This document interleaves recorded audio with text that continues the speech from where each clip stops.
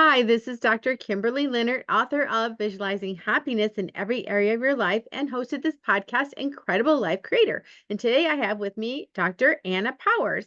Hey, Anna.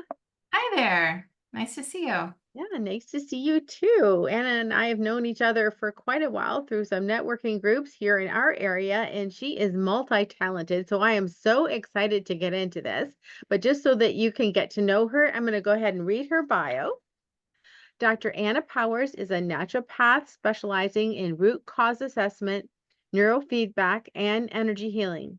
Using her extensive training and experience, and fueled by her passion to help others in their journey to wellness, Anna supports clients by providing the necessary tools, education, and coaching along the way.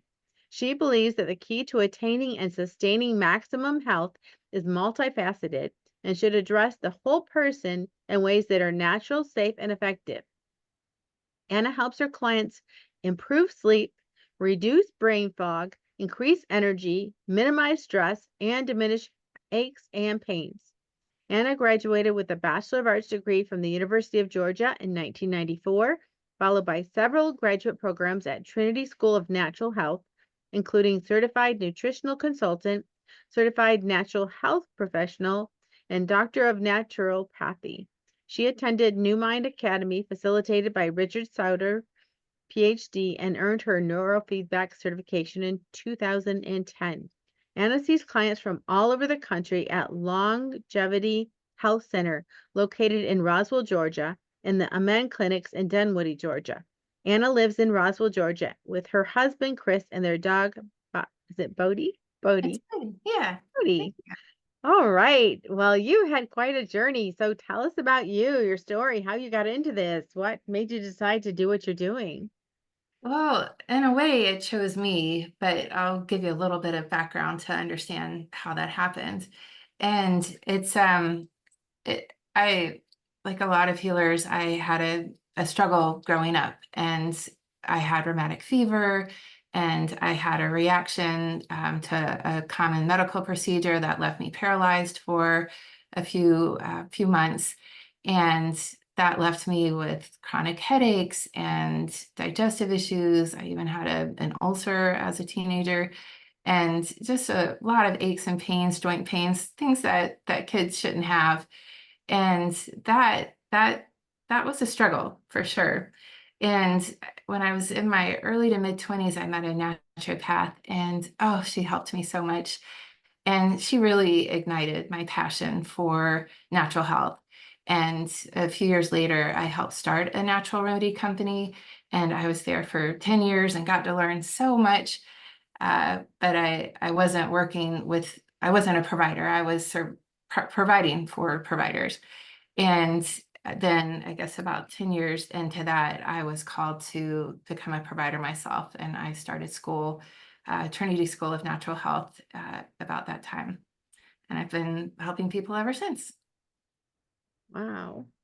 So some of the things I was reading in your bio, um, improve sleep, reduce brain fog, increase energy, minimize stress, diminish aches and pains. Those are the major things that people deal with through life that they struggle with. Yeah. So you're helping them with like major quality of life issues. Um, like how do you fix those things? What are you doing with people that helps those things? So I got that list from the intake forms that people fill out with their top four things. And then I kind of overlaid that with the things that, like, I have them fill out a symptom tracker. So the things that improve the most. So I wanted to make sure that those are things that I'm actually helping every day. And a lot of it's twofold in my opinion. Part of it is our terrain, which is, our physical body, and the food that we take in, and our exercise, and uh, our organs of elimination. Like, how well are those able to eliminate toxins? We live in a world that has a lot more toxins than our grandparents had. So in the air and the water and our food. And so our organs of elimination, like our liver, kidneys, lymph, and intestines, are all having to work overtime. And so I support those with herbs, homeopathy, nutrition, supplementation, neurofeedback. And by bringing balance to those areas, the body is able to resolve a lot of its own issues. But then on top of that, we've all been exposed to different viruses and bacteria and parasites. I know we don't think we have them here in the US, but I personally think we do. And at the very least, we can get them from abroad. And I feel like those things and mold can all play a role in our health as well. When our terrain isn't optimal or we're under a lot of stress, then those types of pathogens can have a bigger impact. For example, why can two people be exposed to a virus, for example, and not everyone gets that virus at the same time? Some people's bodies are able to fight it off and some people's aren't. And I believe part of the reason why some aren't is because of the health of their terrain and their stress level. Does that make sense? Yeah, it does. So talking about nutrition, I've had people on the podcast that are carnivores, and I've had people on the podcast that are strict vegan, like they don't eat any animal products. I've had people that say don't eat this, don't eat that, or do eat this, do eat that. How are we supposed to know what we're supposed to eat? That that is a great question. I get asked that question almost every day. And the short answer is there's a lot of information out there, and I've probably read almost every book about it. And I've read the carnivore diet, and I used to be vegan, and I've tried a lot of diets myself.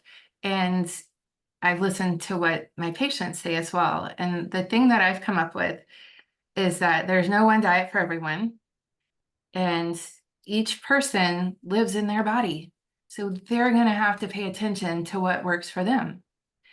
And the few rules that I ask people to consider, or I tell them to consider, is to get a diverse range of foods.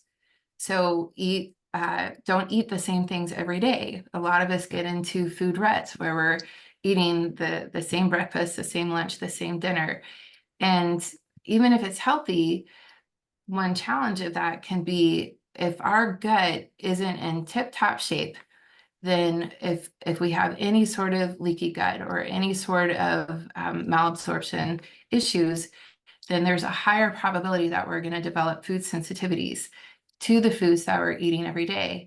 I've seen people, have the blood test to show what foods they're sensitive to. They eliminate those foods, and then they bring in a whole new range of foods and they eat those every day. And then a few years later, they have an allergy or sensitivity to those.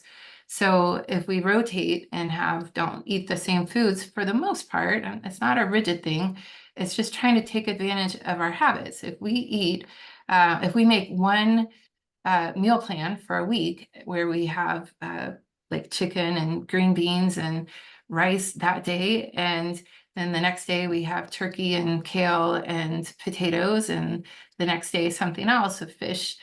So if we have a rotation, we're taking advantage of our habits. We all have food habits. So why not just make the habit a rotation habit? And then when we go out or we get invited to a friend's house, then we eat what we want. So that's one thing. And then the other thing is, processed foods, those are made by scientists, designed to make us want more. And so I would limit processed foods. They are not optimal for our health. There's a lot of correlative research that shows that higher, as we've increased our processed food intake, then our health has decreased. So I would encourage whole, unprocessed foods to the best of our ability. And some things are minimally processed, so that would probably be a better word than unprocessed. Like I love my coffee in the morning, and I grind it, so that's a process, but it's minimally processed. So I would say those two things are how I guide people for health. And all of those diets that you've mentioned, I've had patients come in and say, this diet has changed my life. And I've also had patients come in and say that same diet put them in the hospital with a heart attack. So there really is no way. I cannot find a way to have just one way of eating for every single human. And one of the things that I'm committed to is empowering the people that I work with to be their best self, to live their best life, to have their best health. And all of those things require consciousness. They require paying attention to what's going on inside of themselves, physically, mentally, emotionally, and spiritually. Mhm. Talk a little bit more about that. So I had a friend that told her child, okay, he wanted a cookie. And she said, okay, I want you to eat your broccoli, and see how you feel. And then what later when he wanted a cookie, he said, I want you to have a cookie and see how you feel. And the child at like 5 years old realized that the cookie actually, even though it tasted good, he didn't feel as good because she made him aware of that. And I think so many times we are we're just walking around totally unaware. Yeah, we are. I think you said it great. If a 5-year-old can figure that out. But I think there's a lot of noise for us. We're busy, we're thinking ahead, we're thinking about the past. Like it's really hard to stay in the present moment and to feel what we're feeling at every level. And so it takes some ex practice and some experience with it. So meditation and just being still for a few minutes, just like with the 5-year-old, just okay, I just ate this cookie and check in and see how do I feel? How's like dairy can make people a little congested. So notice, am I getting congested? Or uh, gluten, I don't tell people not to eat gluten unless it shows up on a food sensitivity test, but I do encourage them to notice, how do you feel after it? Some people get bloated, some people get joint pain, some people get headaches, some people get brain fog. So just notice, how do you feel after eating a meal? Do you have more energy? Are you tired? A lot of people feel tired after lunch. Well, maybe part of it is what they're eating. Maybe not, but just let's pay attention so we find out. Did that answer your question? Yes. Awesome. So, brain fog. I know a lot of people suffer with brain fog for different reasons, whether they're under stress. I don't know if men have something that's similar, but women, when they're going through like menopause or pregnancy, or there's different times when we get this brain fog. And what's the main cause of that? And how do we not have it? So, I think there's a lot of causes to brain fog. And I the first thing that I think is the gut. Like, we've heard of leaky gut, leaky brain. So, or there's a phrase out there in the natural health world, leaky gut, leaky brain, in case you haven't heard of it. And what that's referring to is the connection between what's going on in our digestive system and our brain. We have a nerve called the vagus nerve, and it runs from the gut all the way to the brain, and it's a communication system. And so I guess I like to talk in stories. So I had a patient who had some digestive issues, and I gave her a probiotic. She also happened to have bipolar, and she was a bit in a manic phase. And she came back to me and she said, Anna, this probiotic has pulled me out of my manic phase. I'm like, really? Like, even I was surprised. And I know the gut brain connection.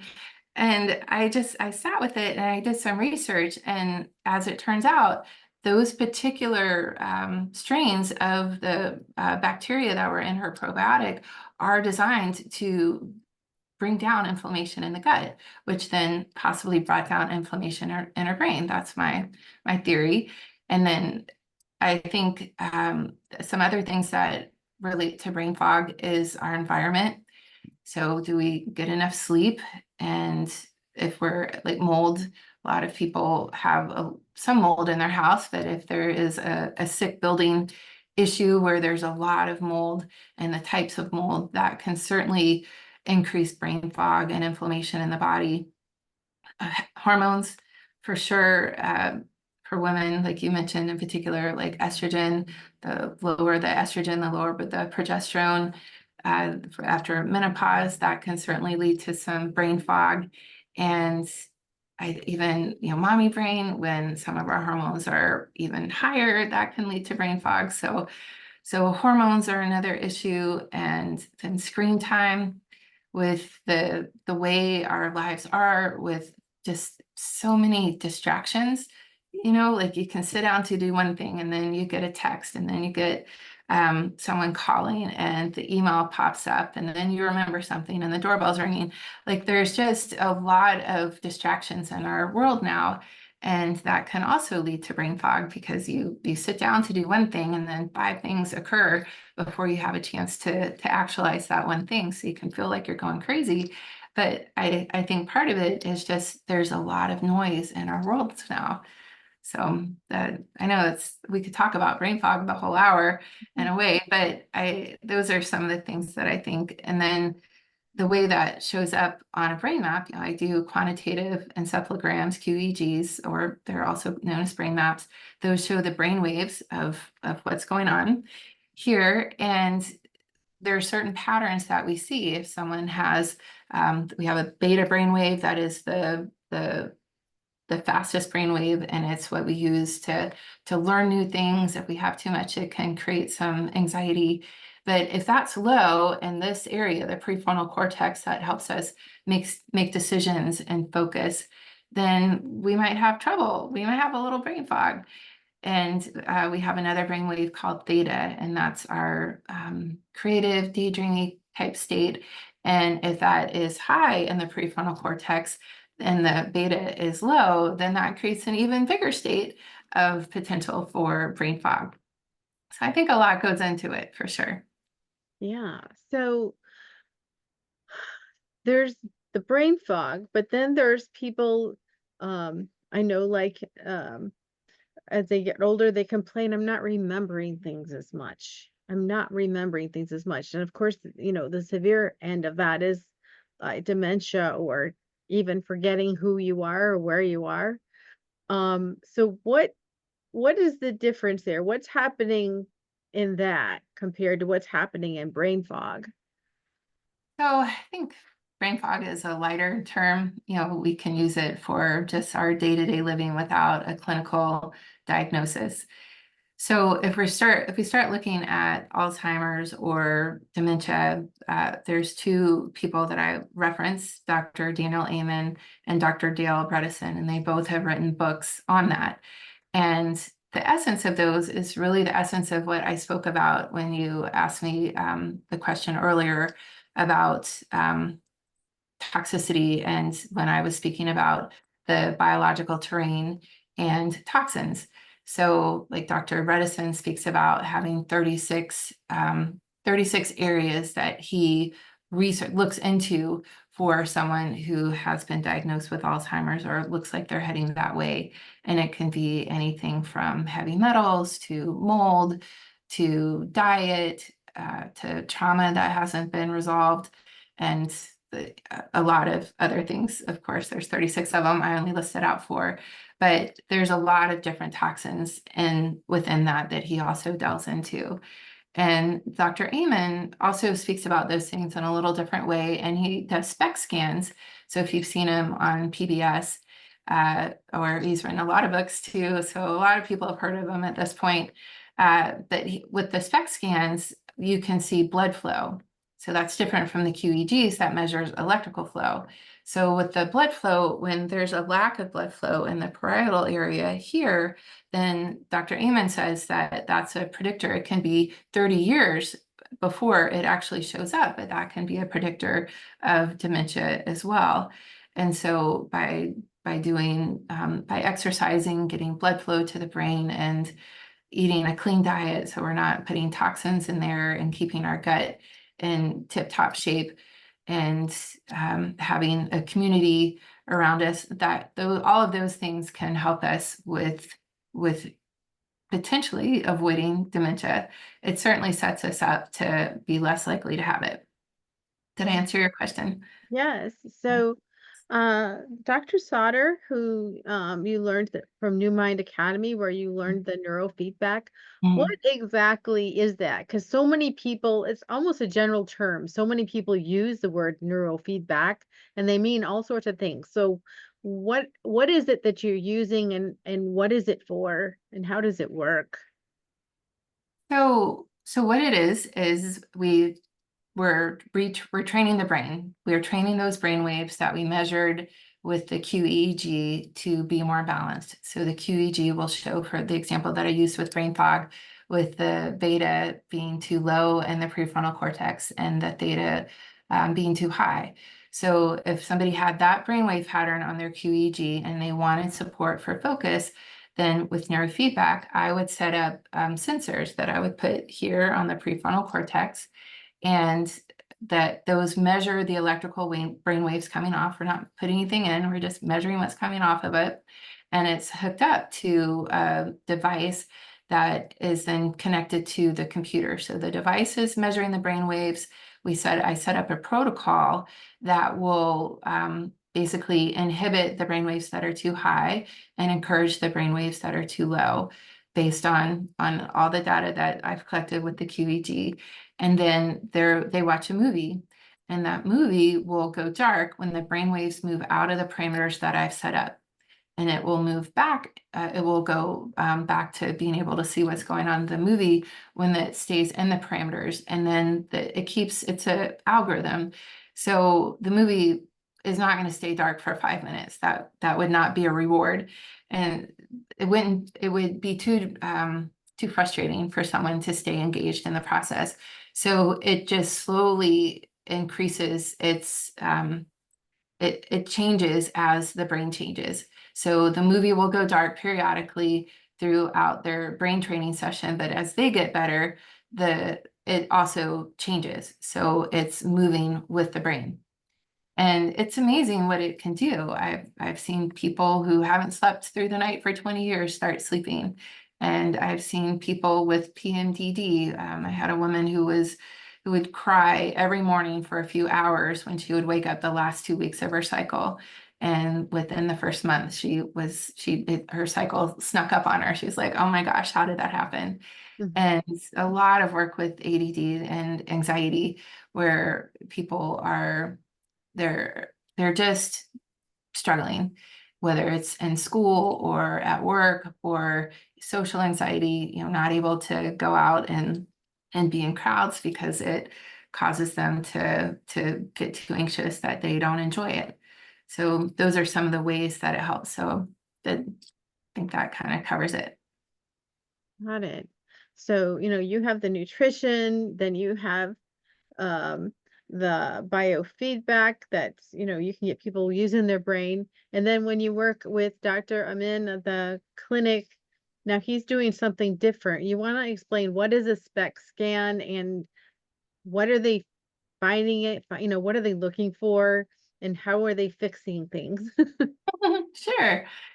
So the Amen Clinic, well, Dr. Amen, who I referenced earlier, based in Orange County in California, and he started his clinic 35 years ago, I believe this year. And he has since opened clinics all over the country. I think we're at 10 or 11 now. And he was introduced to SPECT scans, and that looks at the blood flow and helps determine the functional health of a brain. So an MRI can help identify, lesions, and neurologists use that. This is different. And the SPECT scan is used to identify patterns. So just like with the QEG, we can see patterns of anxiety or trauma or ADD or even toxicity, uh, dementia, sometimes drug use. So by seeing what's going on in the brain, that allows the psychiatrist at the Amen Clinic to make a better diagnosis. It's not made solely on that scan, but between the scan and they also do an extensive history. And between those things, the psychiatrist is able to make a more accurate diagnosis. It's pretty Right. amazing. So when it comes to our brains and having a healthy, physiological brain, what are some foods we should eat and which some foods we never should eat because it's just bad for your brain, or anything we should avoid that's bad for our brains? Yeah, I think the first thing is to mod to not be fearful of things. Like I do, like I said earlier, the whole or minimally processed foods and a variety of foods, just things that our ancestors could have eaten are a good place to start. And then, things that like wine or alcohol or caffeine, those can all have limitations or they could limit the brain's performance, but not always. Like sometimes when we have caffeine initially, that can cause us to focus better and to feel more alive and attentive. But the long-term use of that can also restrict blood flow to the brain. So it's kind of the dose is what's more important. I think 1 cup of coffee in the morning is probably fine, but 6 cups over a few decades, maybe not.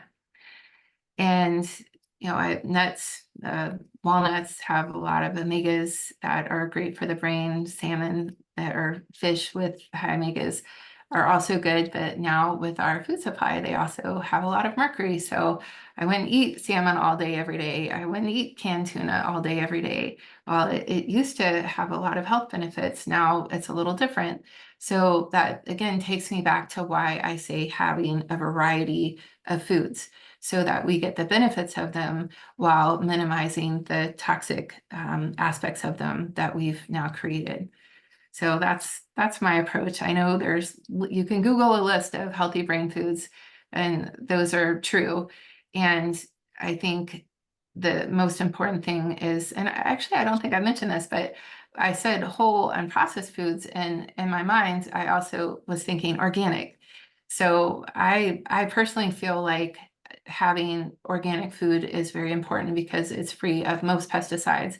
Now, our organic is probably not the best. It's not what it used to be. Again, now I'm in my 50s, so I've seen a few things, but it still is better than none. And I've had a lot of people report to me how much better they feel just by changing to more organic fruits and vegetables. If you can't afford that, just eat the fruits and vegetables and work towards that.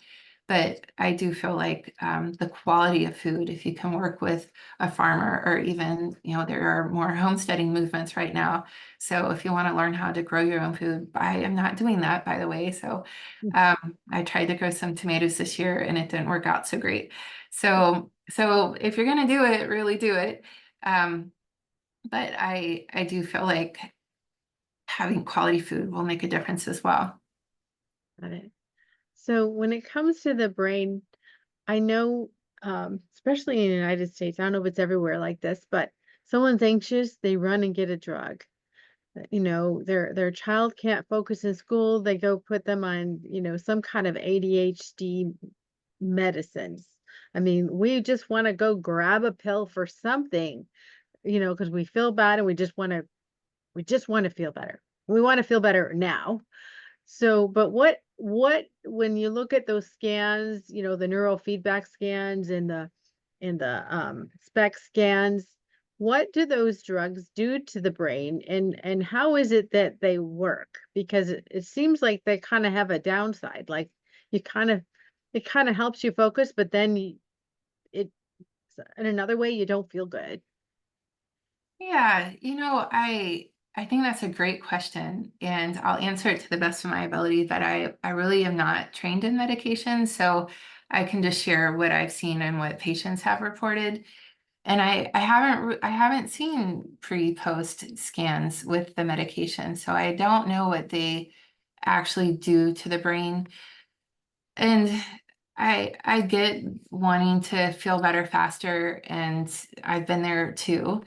And if we have the space, if we have the time to work more at the root cause of things, I think it will serve us better in the future. So even at the Amen Clinic, they do prescribe medications, but They also have a whole line of supplements, and they have a massive database of tools that can be used to help. And by tools, I mean other therapies like EMDR therapy. They'll refer to an EMDR therapist, or hyperbaric oxygen therapy. They'll refer there. So sometimes medications are needed to get someone out of a dire situation to be able to do the work later. And that's between them and their doctor. If they are not in that sort of crisis situation and they want to work on it, then I can help them with neurofeedback, or psychiatrists or therapists who are trained in EMDR, which is, and brain spotting. Those are somatic therapies that help heal and integrate trauma in the body. So I guess I'm kind of going all over the place, and I'm sorry about that. Yeah, But no, that makes total sense. Yeah. yeah, it's a it's a big question.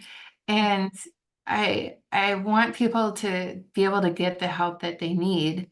And sometimes even just reaching out to their doctor to get the ADD medication, or to get the SSR, the antidepressant. Sometimes that's all they can manage to do, and that's going to be what is their lifeline to get well. And once they get over that hump, there's a whole other world out there to help actually heal the body and heal the brain.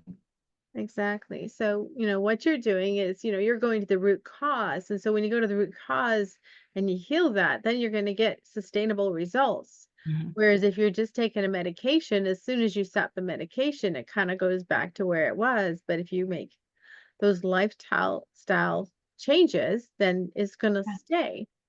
exactly. Yeah. And yeah, there's a lot to it. And I have seen people get off their medications and be well, but they did a lot of work.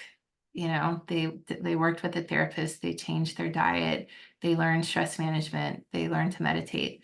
So there's it can be done, but it takes work. And in my opinion, a pill, whether it's a drug or a supplement, is never the ultimate answer. It's a means to an end. Yeah. Mhm. And that end is, it's a means to begin the process. The end goal to me is sustainable health. Mhm.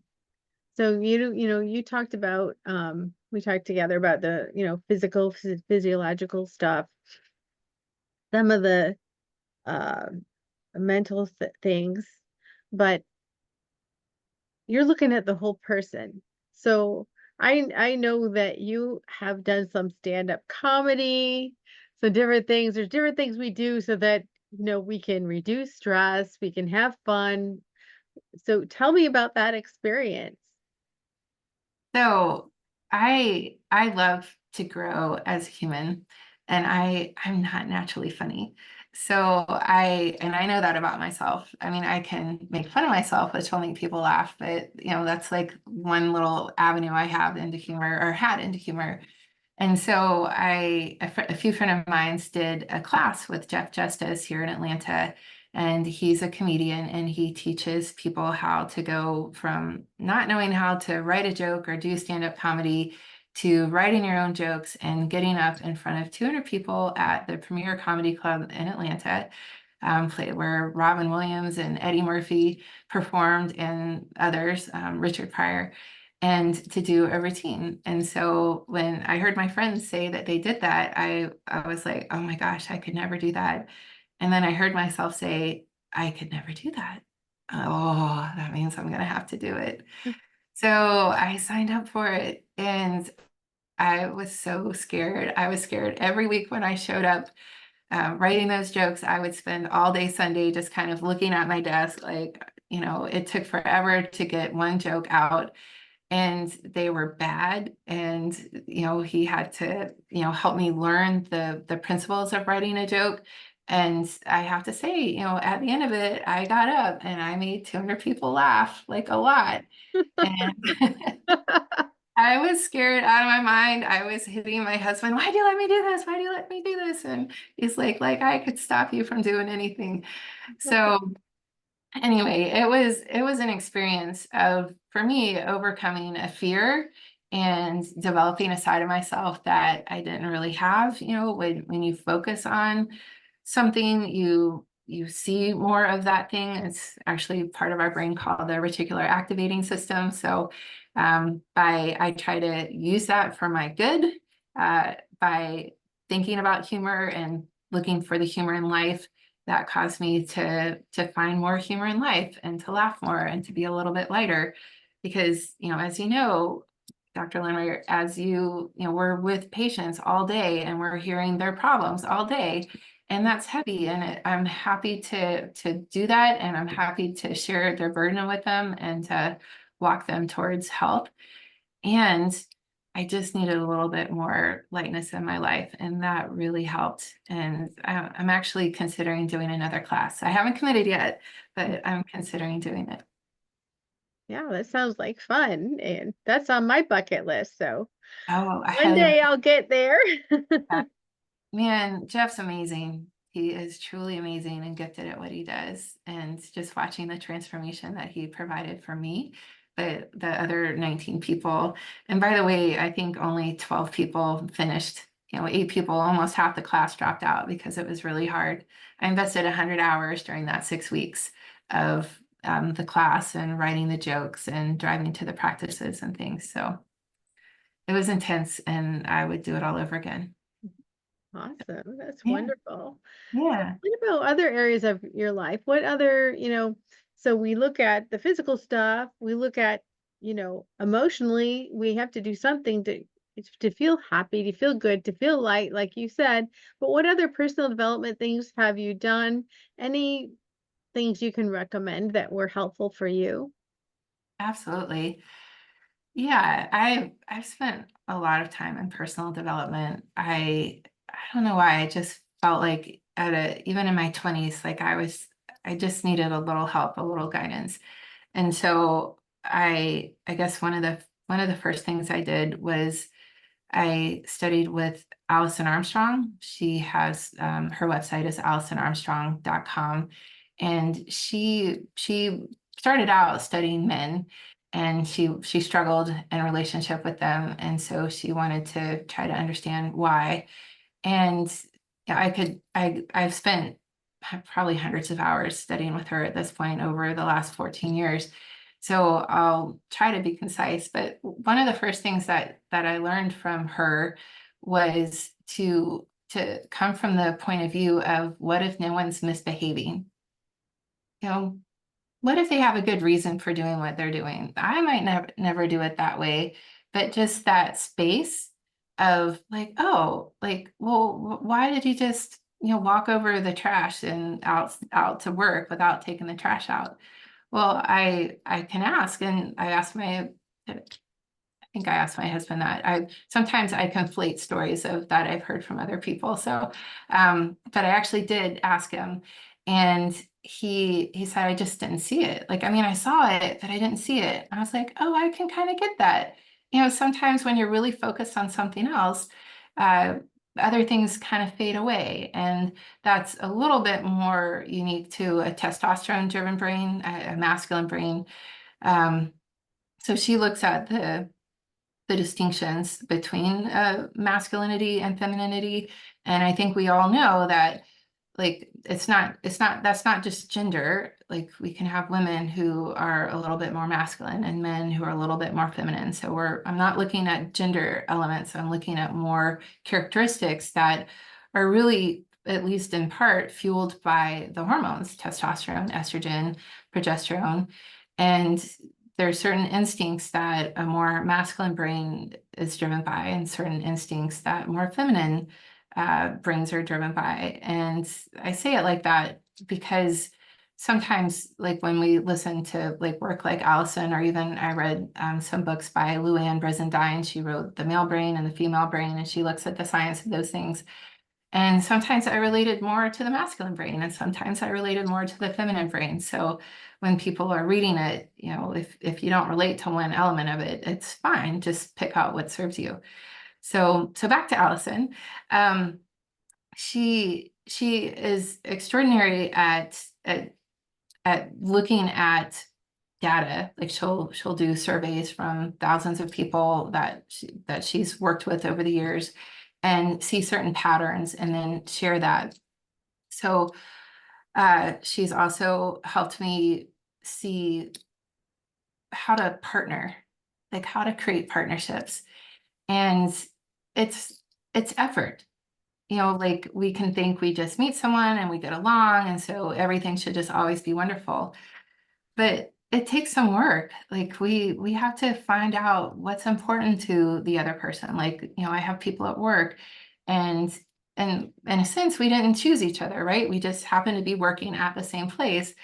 And I've created some extraordinary friendships and relationships there because I took the time to understand what's important to them. What are your goals?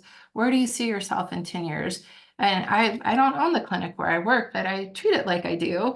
And so I'm committed to helping the people that are in my immediate circle to reach their goals. So one of my coordinators, like my assistant, she's brilliant and beautiful and extraordinary at what she does. And I asked her, where do you see yourself in 5 years? And she's like, well, I'd like to be a naturopath. I'm like, great, I'll teach you everything I know.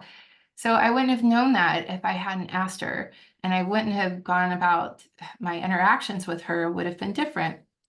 So Allison has taught me about partnership. And of course, that has certainly played a big role in my marriage with my wonderful, amazing husband, Chris, who is my rock and just brings me so much joy. He's super funny and he makes me a better human.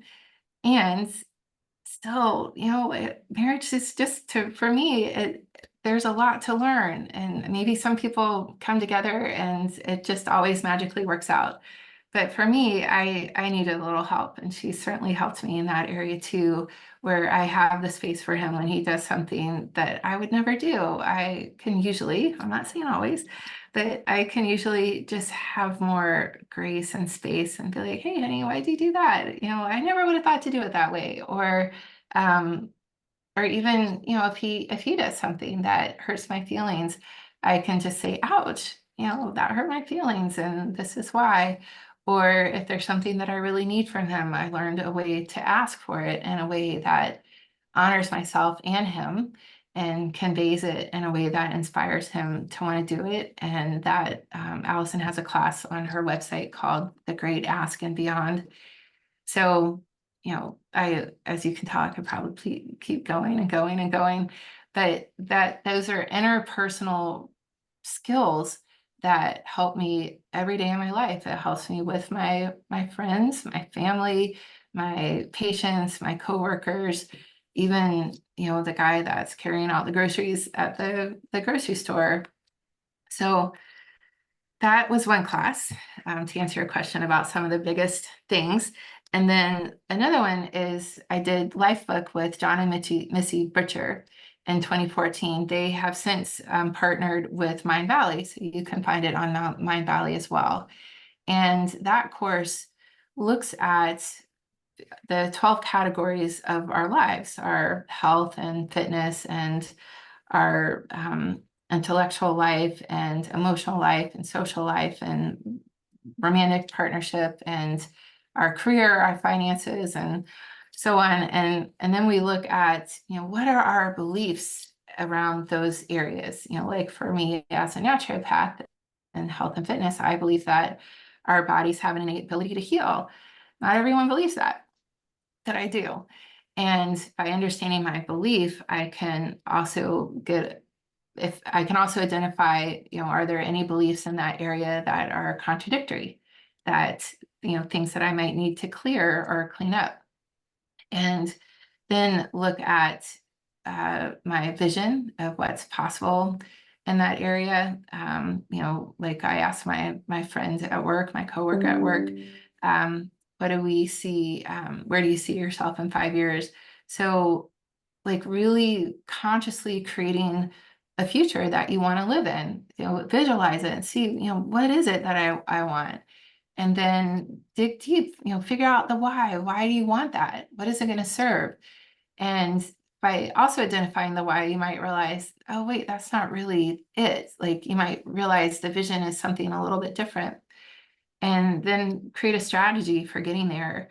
And so I did that in the major areas of my life of health and fitness and finances and with my marriage and even with my family and my friends. And I have created a life that I love. And there's still more to come. I haven't arrived, but I wake up every day just incredibly grateful for what I've created. I'm 10 years out. They have a little templates and you can fill it out on a 8.5 by 11. But I actually made a book, and I have pictures which they encourage to inspire you, and Mhm. quotes to inspire you to keep you focused. And so I don't look at this as much now, but I definitely have looked at it every day during certain seasons as I was moving towards certain goals that I had. And I think, and the other one, it's slightly professional, slightly personal growth, but I did a course with Dr. Fernand Poulin. He's not teaching anymore with White Winds Academy, and that I learned energy healing. So it opened my eyes to a whole new world of the energetic nature of who we are. And I see the world differently because of that. So those are the main ones that I would say have impacted me. And I've done other ones, Tony Robbins and things. I haven't dived as deep into Tony yet, but I certainly have a lot of respect and admiration for him. Thank you. So if people wanted to connect with you, how do they connect with you? Do you have a website or on social media? Yeah, I do have a website. It's annamarshallpowers.com. And on there, as you mentioned, I work at two different clinics. And so on there, you can learn about the Amen Clinic a little bit, or Longevity Health Center, the other clinic where I work. And then, I'm on social media as Anna Powers. And so you're welcome to friend me there. And my website, if there's something I can help you with, you can schedule time to speak with me, 15 minutes to speak with me, or send contact information through it.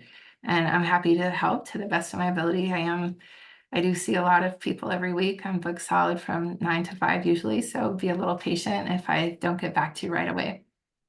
All right. Well, now I have a personal question. What gives you the most happiness and fulfillment in your life at this point? Hmm.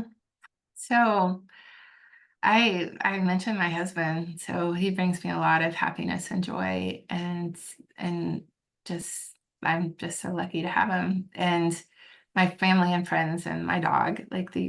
I'm just lucky that way. But I love to learn, so I get a lot of joy out of learning something that's going to make a difference in my life and someone else's life.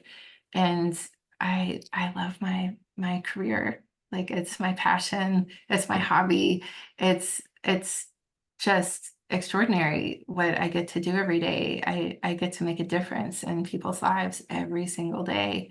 And there's nothing greater than walking out to greet a patient and seeing them smile brightly, or their eyes are shining more brightly. They get up with more ease. They even say, "Oh my gosh, I'm so much better. Thank you."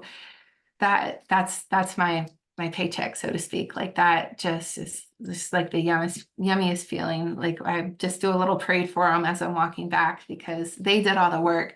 I get to walk with them and give them a few pointers. Beautiful. Well, thank you so much for being on the podcast today and for all your wisdom. Thank you. It was such a privilege, and thanks for your questions.